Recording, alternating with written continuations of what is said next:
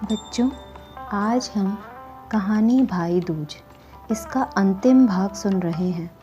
पिछले अर्थात 7वें भाग में हमने यहाँ तक सुना था कि माला की माँ जब सभी मेहमानों को प्रभात समय में बहुत जल्दी में विदा कर देती है, तब माला बहुत क्रोधित हो जाती है और अपनी माँ से कहती है, माँ तूने ये क्या किया? अब मैं क्या करूँगी? सभी मुझे ही गलत और दुर्व्यवहारिणी समझेंगे। फिर माला अपनी माँ से जिद करने लगती है और कहती है कि अभी के अभी सभी मेहमानों को और गांव वालों को घर पर बुला। मुझे नहीं मालूम कैसे, पर अभी तुझे उन्हें सबको वापस बुलाना होगा। तब उसकी माँ कहती है, रहने दे बेटा, सभी को यहाँ से निकले 1-2 घंटे हो चुके हैं। कोई कोस पहुँचा होगा, कोई 2 कोस। अब वापस बुलाकर क्यों सबको परेशान करना?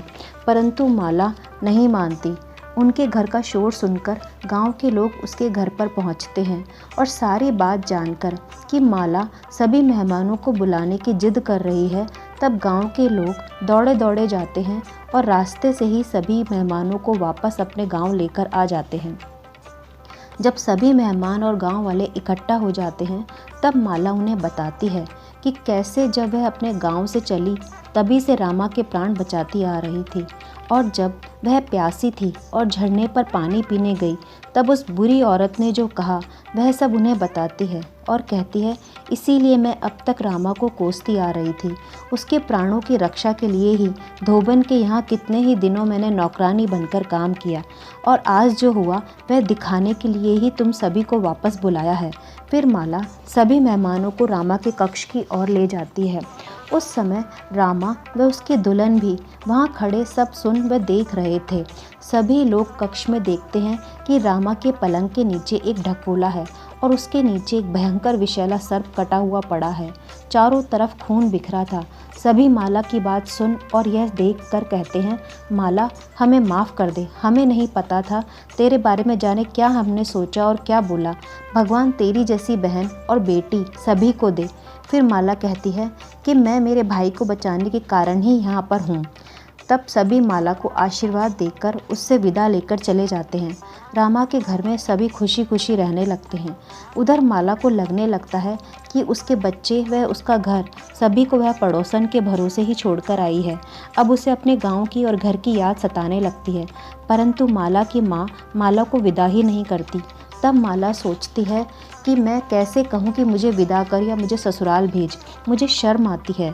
फिर एक दिन माला की माँ माला से कहती है, माला मेरे सिर में बहुत खुजली हो रही है, जरा मेरा सिर देख दे, कहीं जुएँ तो नहीं हो गई हैं सिर में। तब माला अपनी माँ का सिर देखने लगती है, पर उसका ध्यान अपने बच्चों की तरफ जा रहा था, तो वह अपनी माँ के सिर में चुटकी भरने लगती है। उसे ध्यान ही नहीं रहता कि वह क्या करती जा रही है। ऐसा करने से माला की माँ के सिर में दर्द होने लगता है, तो वह माला से कहती है, अरे तो मेरे सिर में चुटकी क्यों भर रही है?